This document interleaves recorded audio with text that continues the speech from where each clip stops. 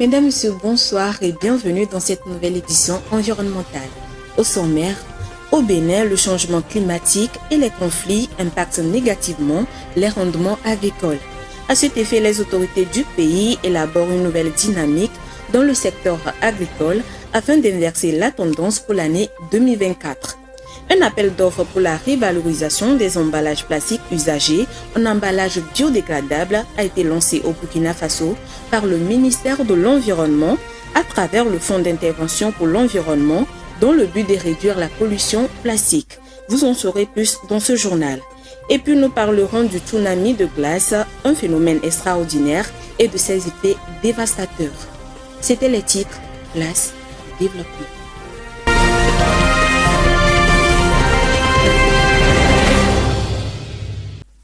L'agriculture est le moteur de développement socio-économique de plusieurs pays africains, dont le Bénin. Cependant, les changements climatiques et les menaces terroristes influencent négativement ce potentiel. Les autorités béninoises entendent insuffler une nouvelle dynamique dans le secteur agricole afin d'inverser progressivement la tendance dans la prochaine décennie avec des priorités en 2024. Regardez. Au Bénin, le secteur agricole constitue le plus grand pourvoyeur de devises et d'emplois rémunérateurs pour l'économie. Pour la période 2021-2026, le gouvernement met en œuvre un programme national de développement des plantations et des grandes cultures. Il vise à renforcer les efforts effectués à travers le programme d'action du gouvernement depuis 2016 pour booster le secteur agricole afin d'améliorer les performances agricoles. Face aux aléas climatiques, les producteurs sont de plus en plus confrontés à des difficultés d'accès aux terres fertiles et d'accès aux ressources financières et d'intrants agricoles. Malgré les efforts du gouvernement pour mettre les intrants agricoles à leur disposition à prix subventionné, la hausse du prix des engrais et d'autres intrants agricoles handicape la productivité agricole. Les conflits et les guerres qui s'observent ici et là induisent la rareté des intrants et par conséquent leur cherté, ce qui entraîne un ralentissement du boom de la production. Pour consolider davantage la dynamique en cours dans le secteur agricole, le budget gestion 2024 du ministère de l'Agriculture, de l'Élevage et de la Pêche est en hausse de 15,6%. Entre autres, des priorités pour l'année 2024 est la mise en œuvre du programme national de développement des plantations de grandes cultures et l'intensification de la mécanisation agricole le long des chaînes de valeur.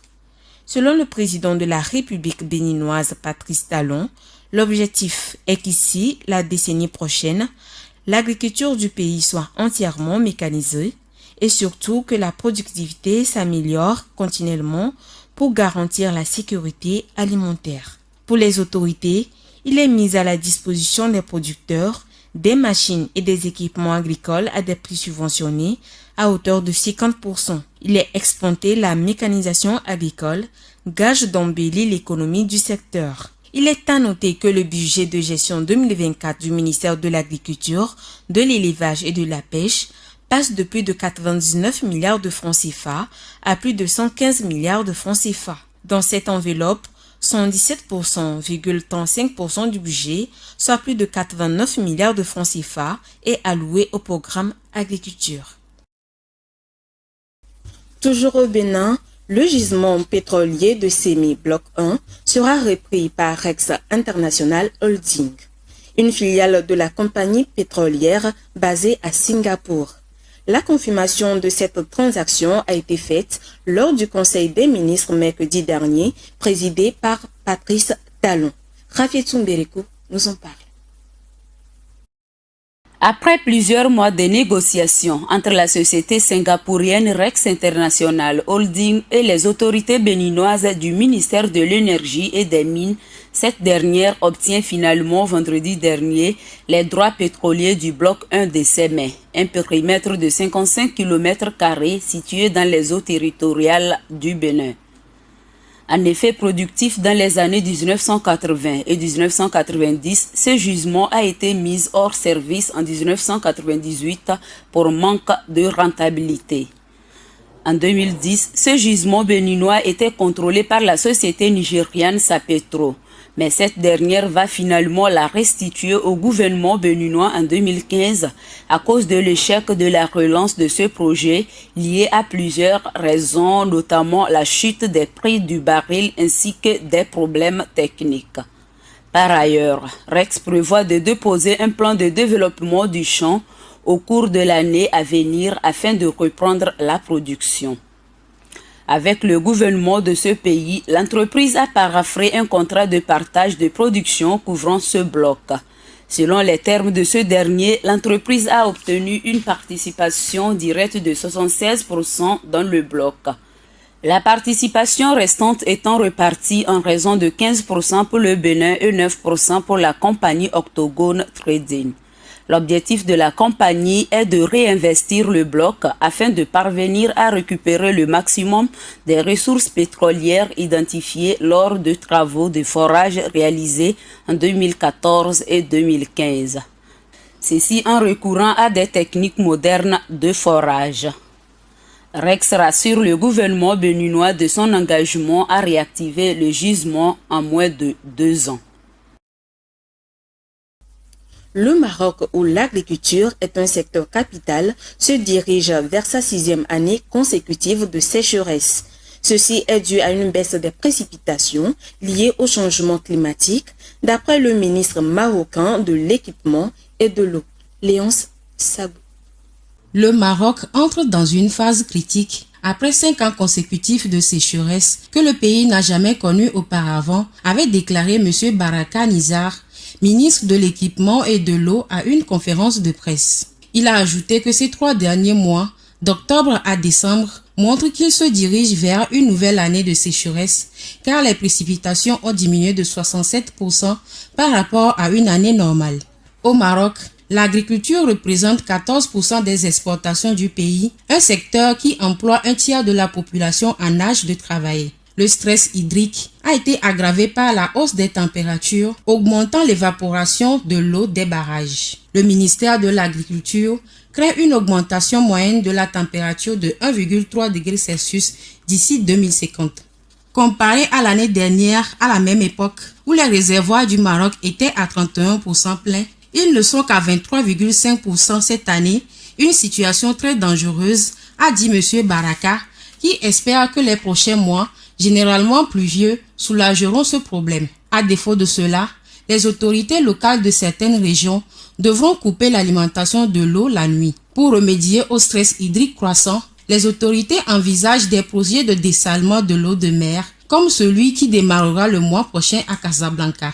D'ici 2027, l'État marocain prévoit construire 7 usines de dessalement d'une capacité de 143 millions de mètres cubes par an. Il en existe déjà 12 d'une capacité de 179,3 millions de mètres cubes par an selon des données officielles.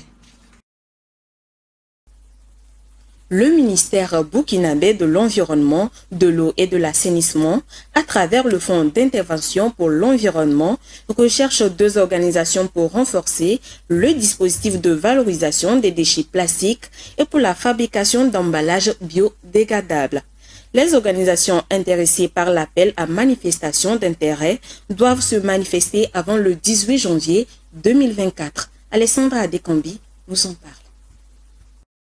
Le Burkina Faso veut monter d'un cran dans la lutte contre la pollution plastique. Pour ce faire, le gouvernement du pays d'Afrique de l'Ouest est à la recherche de 2 organisations pour renforcer le dispositif de valorisation des déchets plastiques et pour la fabrication d'emballages biodégradables. L'appel d'offres lancé dans la capitale Ouagadougou par le ministère burkinabé de l'Environnement, de l'eau et de l'assainissement à travers le Fonds d'intervention pour l'environnement sera ouvert jusqu'au 18 janvier 2024. Il concerne les structures de recherche, les groupements d'intérêt économique, les coopératives, les opérateurs privés, les organisations non gouvernementales, les unions de coopératives ou de groupements, les fédérations ou confédérations de coopératives ou de groupements. Les organisations retenues au terme de l'appel à manifestation d'intérêt disposeront d'une enveloppe globale de 750 millions de francs CFA alloués par l'État burkinabé pour réaliser des projets visant à réduire la pollution plastique qui ne cesse de croître au fil des années. Selon le ministère burkinabé de l'Environnement, de l'eau et de l'assainissement, la production des déchets plastiques est passée de 104 011 tonnes par an en 2010 à 224 435 tonnes en 2021. Dans le même temps, les importations de plastique ont également doublé au cours de la dernière décennie.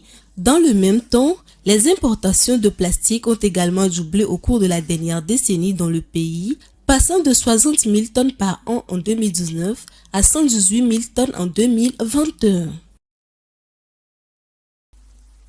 Alors que l'année 2023 tire à sa fin, l'entreprise Algerian Energy Company dévoile un plan de sa feuille de route pour les 2 prochaines années en matière d'approvisionnement en eau en Algérie. Parmi les projets annoncés, la réalisation de stations de dessalement conteneurisées mobiles dans les villages du pays dès 2024. Le commentaire est signé Alexandra Dekambi. Le projet des stations de dessalement conteneurisées mobiles a été présenté par l'entreprise publique algérienne Energy Company pour la recherche, la production et la commercialisation des hydrocarbures. La compagnie publique entend déployer ce projet dès 2024 à travers les villages d'Algérie. Algerian Energy Company mise sur un partenariat pour concrétiser cette initiative. Contrairement aux stations de dessalement d'eau standard, les installations conteneurisées seront fabriquées à la demande. Elles disposeront d'une capacité comprise entre 2500 et 2700 m3 par jour chacune et seront capables de soutenir les usines existantes. Actuellement, l'Algérie dispose de 12 usines de dessalement en eau des Algériens. Le pays d'Afrique du Nord fait face au changement climatique qui se manifeste notamment par la baisse des précipitations, entraînant la chute du niveau de remplissage des barrages. L'ambition de l'Algérie d'ici à 2030 est la couverture de 60% de ses besoins en eau potable à partir du dessalement de l'eau de mer. Et pour ce faire, il faudra également veiller à la pérennité des usines de dessalement conteneurisées. C'est ainsi que l'Algerian Energy Company prévoit de sécuriser les stations de dessalement à travers la fabrication locale des équipements, notamment des systèmes de filtration. En attendant l'installation des stations de dessalement conteneurisées, l'Algerian Energy Company poursuit la construction de 5 stations de dessalement de l'eau de mer dans 5 villages du pays.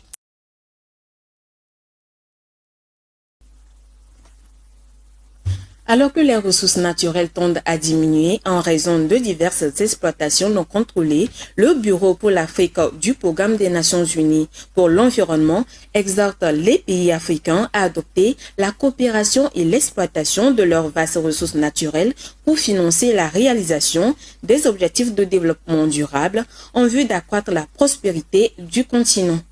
Pour des experts, l'Afrique gagnerait à fonder son développement sur l'économie verte. Suivant. Afin que l'Afrique puisse tirer parti des avantages économiques et sociaux allant de pair avec sa richesse naturelle, le Bureau pour l'Afrique du Programme des Nations Unies pour l'environnement propose au gouvernement africain de définir leur croissance économique sur l'économie verte. Ceci en vue de créer des chaînes d'approvisionnement fondées sur l'économie verte. Selon Rose Mouepaza, directrice pour l'Afrique du Programme des Nations Unies pour le développement économique, ce choix permettra non seulement au continent de créer de multiples emplois adaptés à la main-d'œuvre locale disponible, mais aussi de conserver l'écosystème. Une coopération accrue et des investissements conséquents dans le secteur agricole africain apportera un grand soulagement à la crise alimentaire dans le monde.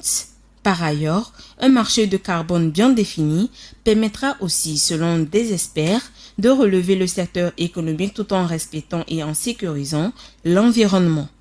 Ainsi, pour accompagner le continent dans cette démarche, le PNUD facilite la gestion et la restauration des écosystèmes en compatibilité avec le développement durable et promeut l'utilisation des services écosystémiques. Dans le programme des Nations Unies, l'une des préoccupations sera de convoquer les ministres africains de l'environnement pour des travaux visant à discuter du commerce durable en Afrique, ce qui sous-entend d'ailleurs des partenariats entre les pays membres de l'organisation et le secteur privé. D'après les Nations Unies, le capital naturel africain représente 30 et 50% de la richesse nationale de la plupart des pays africains. C'est le moyen de subsistance de plus de 70% des personnes vivant en Afrique subsaharienne. L'Afrique perd, selon les estimations, 175 milliards de dollars par an de son capital naturel en raison de flux financiers illicites, de l'exploitation minière illégale, de l'exploitation forestière illégale, du commerce illégal des espèces sauvages, de la pêche non réglementée et de la dégradation et de la destruction de l'environnement. Pour rappel, l'Afrique détient environ 30% des réserves de ressources minérales, 8% du gaz naturel et 12% des réserves de pétrole. Le continent abrite 40% de l'or de la planète et près de 90% des réserves mondiales de chrome et de la platine. Les plus grandes réserves du cobalt, de diamants, de platine et d'uranium du globe se trouvent en Afrique.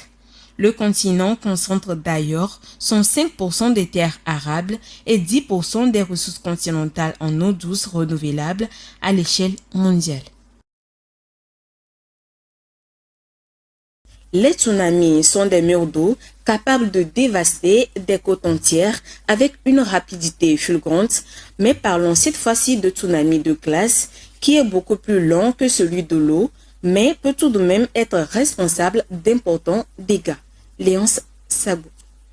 Ce phénomène, aussi connu sous le nom d'embâcle de glace ou poussée de glace, se présente sous la forme d'un énorme amas de glace poussé par les courants de la mer ou d'un lac arrivant sur les côtes et formant une pile impressionnante.